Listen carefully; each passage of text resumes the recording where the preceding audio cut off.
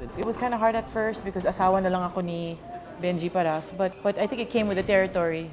But now that I'm coming back and I've been, in the news, it's really hard.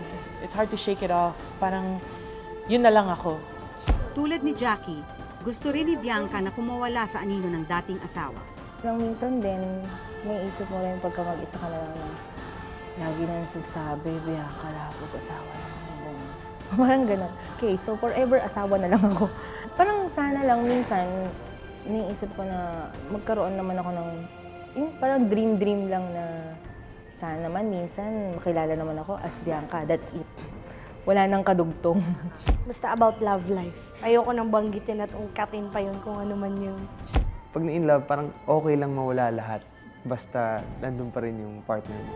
So ako, yun yung nasa utak ko dati. Parang, ikaw okay lang mawala ng trabaho, basta nagkasama tayo.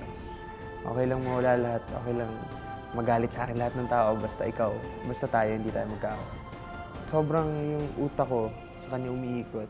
So hindi ko na napansin na ang dami palang nawawala, ang daming pwedeng mawala, ang daming pwedeng mawala ng tuluyan na. Na-realize ko, ngayon, wala na kami.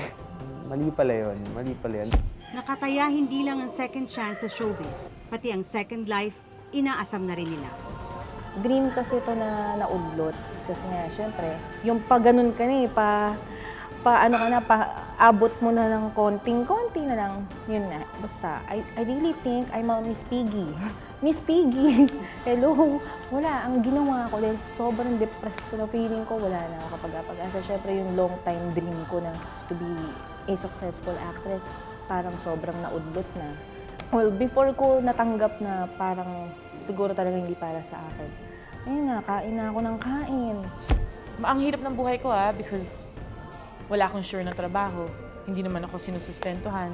Hindi ko nga nakikita mga anak ko. But I'm happier on my own, going through life, being able to pay my rent, being able to buy the things that I want, dress the way I want to dress, and be friends with the people I am friends with, other than living a miserable life and having someone dictate to me who I am, who I should be, what I